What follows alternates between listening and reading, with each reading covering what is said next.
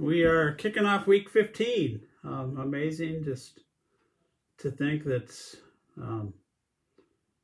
not even, wow, almost one third of the year through.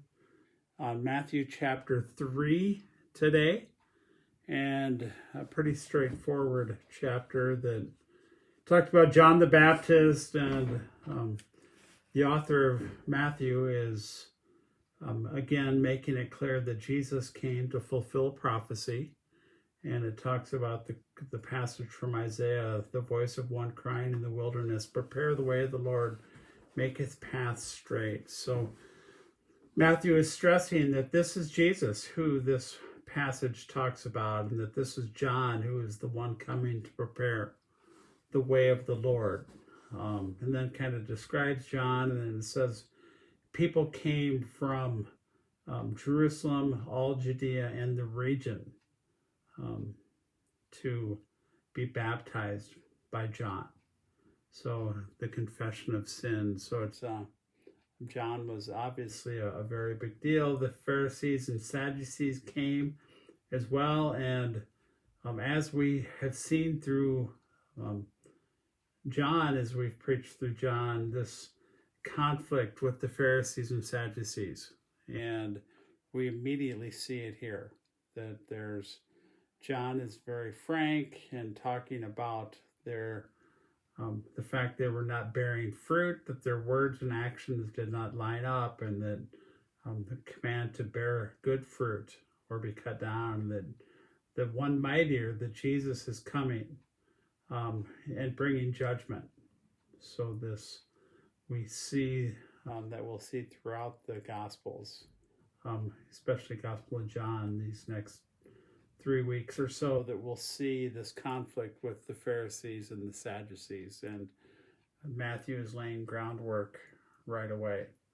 And then we see the baptism of Jesus, and the early readers at this time, has sort of been an astounding passage that Jesus came out of the water, and a voice from heaven, this is my beloved son with whom I am well pleased. So Matthew is really laying the groundwork that this Jesus is something special.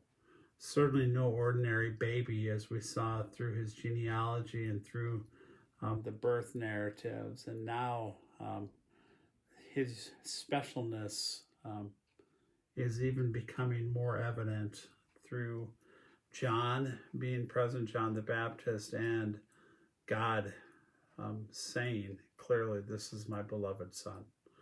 So just laying the groundwork, and we see the temptation of Jesus next. And as we think ahead,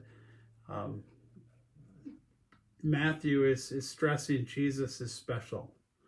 And it should cause us then to think the next logical thing is, if he is special, what did he come here for? What did he come here to teach?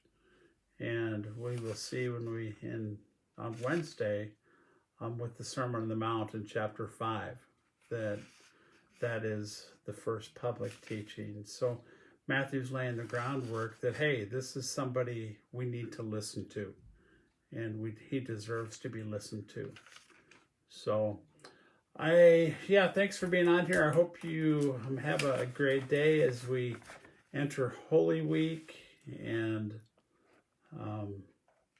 I pray you'll have some time to prepare your hearts and to reflect on what Jesus did this last week of his life here on earth. Really all for you and all for each one of us. So God bless. Let me know you're on here. If you have any questions, put those in the comments. But we'll see you tomorrow morning.